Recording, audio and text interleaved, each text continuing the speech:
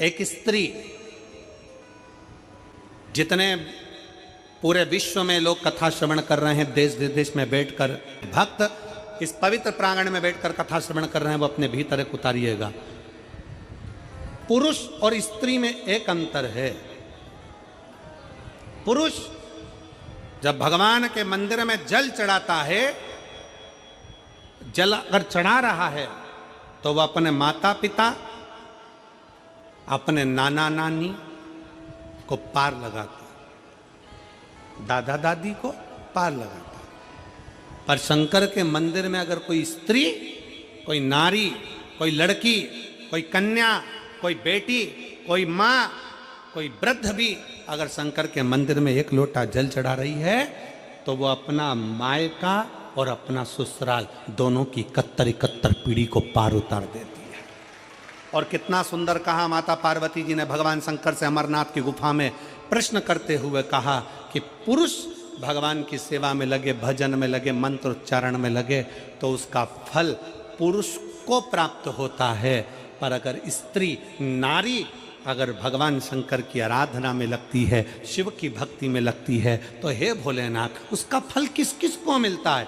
शिव महापुराण की कथा कहती है, भगवान शंकर का चरित्र कहता है, पुरुष का करा गया पुण्य पुरुष को प्राप्त होता है, पर केवल भारत की भूमि पर एक नारी एक ऐसी होती है, स्त्री ऐसी होती है जिसने अगर सोमवार का व्रत कर लिया, मंगलवार का व्रत कर लिया, तीज का व्रत कर लिया, चतुर्थी का व्रत कर लिया, छठ का व्रत कर लिया, पंचमी का व्रत कर लिया, नवरात्रे के व्रत कर लिए, कोई सा व्रत, कोई सी पूजन अगर भारत की भूमि हो, चाहे देश विदेश की नारी हो, अगर कोई स्त्री व्रत करती है तो उसका फल केवल स्त्री अकेली को नहीं मिलता, उसका फल उसके बेटे को, उसकी बेटी को, उसके पति को, उसके ससुर को, उसकी सास को और उसके मायके को, सबको प्राप्त होता है। ये नारी के द्वारा किया गया पुण्य का फल उसके पूरे परिवार को मिलता है, पूरे परिवार।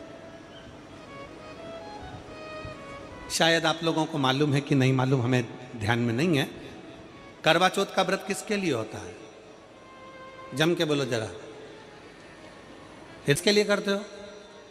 पति की लंबी उम्र के लिए, ठीक है। और ये पूरी दुनिया जानती है कि करवा चौथ का व्रत पति की लंबी उम्र के लिए होता है।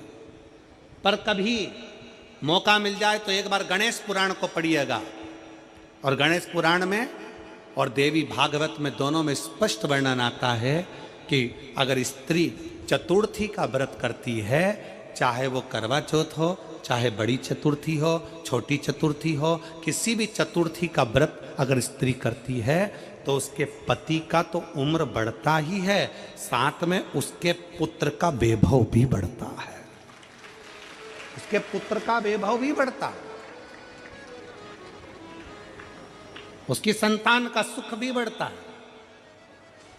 तो कोई ये विचार ना करे कि करवा चौथ का व्रत केवल पति के लिए होता है। शिव महापुराण की कथा कहती है कि करवा चौथ का व्रत अगर स्त्री करती है तो पति की तो उम्र बढ़ती है, साथ में उसके बच्चों का वैभव भी बढ़ता है। कोई व्रत अगर स्त्री करती है, नवरात्रे का व्रत कर रही है, नवरात्रे में उपवास रख रही है, उसका फल सबको मिलता है, उसके पूरे घर को प्राप्त होता है, पूर्ण घर।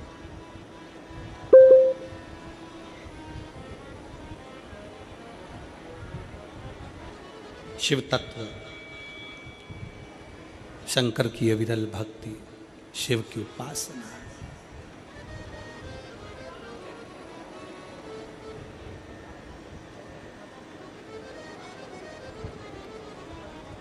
सेवा का क्रम बढ़े।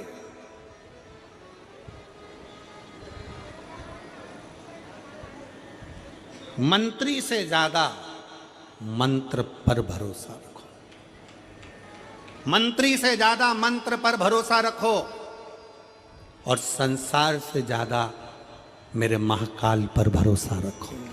मेरे महाकाल वो है अकाल। उन्होंने पूछा गणेश जी फ्री कब रहते हैं? तो हमने कहा अब ये तुम्हारे ऊपर, हमको तो मालूम भी नहीं, हम तो अपॉइंटमेंट लिए भी नहीं उनसे, तो तुम्हें ज़्यादा स्मरण हो।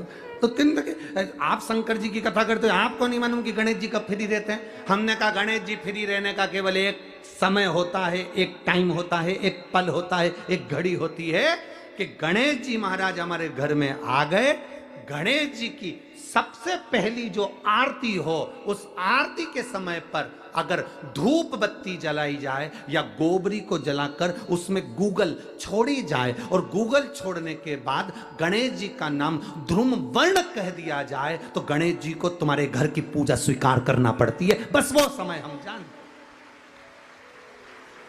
हम तो बस उतना जानते हैं कि शिव महापुराण में लिखा और मुद्गल पुराण में लिखा, गणेश पुराण में लिखा, गणेश जी का एक नाम होता है ध्रुम वर्ण। क्या नाम है?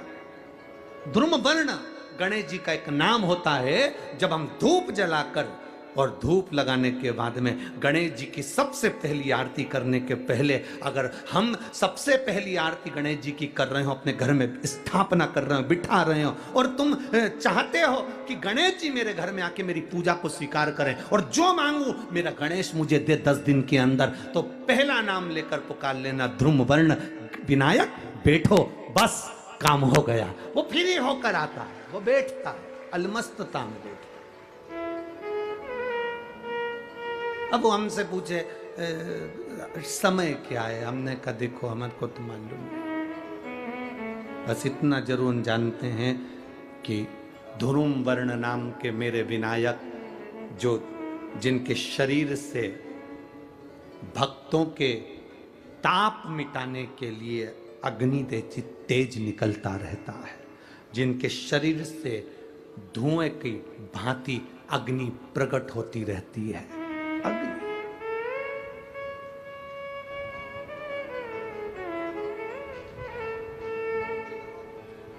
हम तो उनको पहचानते हैं जो दुनिया के ताप मिटाने के लिए प्रगटा।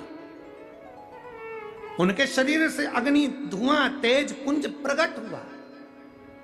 वो ध्रुम वर्ण विनायक साधारण, उसका केवल नाम उच्चारण कर कर भी अगर विराजित किया जाए, वो आया स्वीकार करेगा।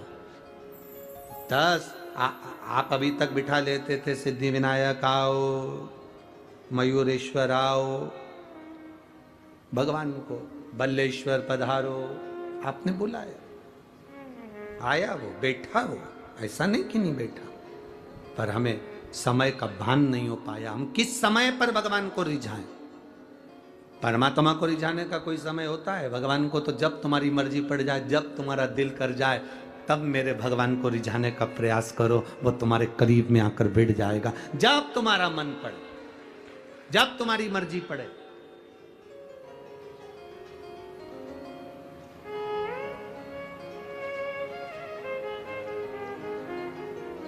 चतुर्थी का जो व्रत करने वाली होती हैं, जो चतुर्थी का पूजन करने वाली होती हैं, उनके भीतर का एक भाव होता है कि जैसे ही शाम का समय आए चंद्रदेव का पूजन करें। चंद्र जब प्रकट हो जाए, कलश भर लिया, उसके नीचे आखा दाना रख दिया, चावल गेहूं जो भी आप रखते हो पूजन के लिए, ऊपर पात्र आदि रख दिया, जलाशय, फिर अपन ने घी का दिया लगाकर पूजन भी कर ली। तो जो चतुर्थी का पूजन करने वाली होती हैं, जो चतुर्थी का नियम व्रत धारण करने वाली होती हैं, बड़ी बड़ी चतुर्थियां करती हैं या उसका नियम धारण करती हैं, तो चतुर्थी का जो पूजन करती है वो किस चीज के लिए होता है? केवल संतान, पुत्र, परिवार, हमारा कुटुंब, हम जिस कुल में हैं, हमारा कुल वैभव की ओर बढ़े, संपदा की ओर बढ़े और उसकी आयु बढ़े,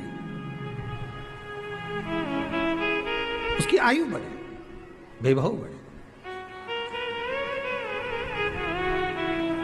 बहुत ध्यान दीजिएगा महाराज, चतुर्थी की पूजन में जो आप आखा दाना रखते हो, गेहूं वगैरह कुछ भी जो भी रखते हो, उसकी बड़ी महत्वता होती है महाराज। यहां तक कहा गया है, चतुर्थी की कथा तो आप लोग पढ़ते होंगे, जो लोग पढ़ते हैं उनको मालूम होगा। चतुर्थी की कथा में लिखा है, चौथ माता के व्रत में वर्णन किया गया है कि वो आखा दाना जो रखा जाता है, मान लो कोई जरूरी काम होता है तभी आखा दाना को रखा जाता है, संभाल के रखते हैं कि हम इस काम के लिए जा रहे हैं और हमारा ये कार्य सफल होना चाहिए। तो जिसने चतुर्थी का व्रत करा है, जिसने चंद्रदेव का पूजन करा, चतुर्थी का व्रत करा, वो गणेश जी से विनती करके वहां से 2-4 आखा दाना उठा ले और जो व्यक्ति का काम अटक रहा है अपने ही घर का, पर दूसरे कुल को नहीं देना, अपने ही कुल के अंतर्गत जो काम अटक रहा है उसकी जेब में, उसके पल्लू में उस चीज को रख दिया जाए।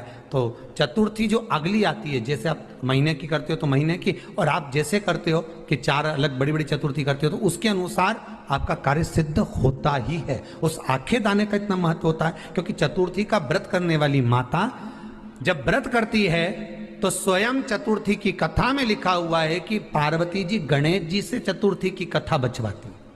चतुर्थी की कथा बाची किसने थी? स्वयं गणेश जी महाराज ने। और सुनी किसने थी? माता पार्वती। बाचने वाले गणेश जी थे, सुनने वाली माता पार्वती थी।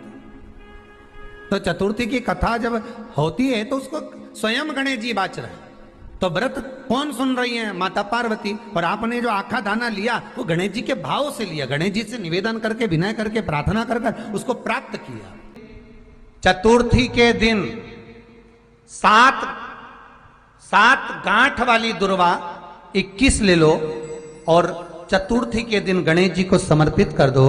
पंचमी तिथि को उस दुर्वा को उठाकर दूध में डाल दो और उस दुर्वा को दूध में डालकर उस दूध में उस दुर्वा को मल लो, और जिसके सफेद चमड़ी पड़ गई हो, चर्म रोग हो गया हो, उस दूध को उस दुर्वा के साथ, दूध नहीं भी हो तो पंचमी के दिन दुर्वा का लेपन शरीर पर कर लें। आधे घंटे तक करने पर पंचमी को प्रदोष काल में स्नान कर लें। महाराज आपको चर्म रोग में आराम लग जाएगा, सफेद चमड़ी अपने असली रंग में आना प्रारंभ हो जाएगी। गणेश पुराण दुर्वा का मूल बता। महाराज 21 दुर्वा के 108 बंडल बना लो।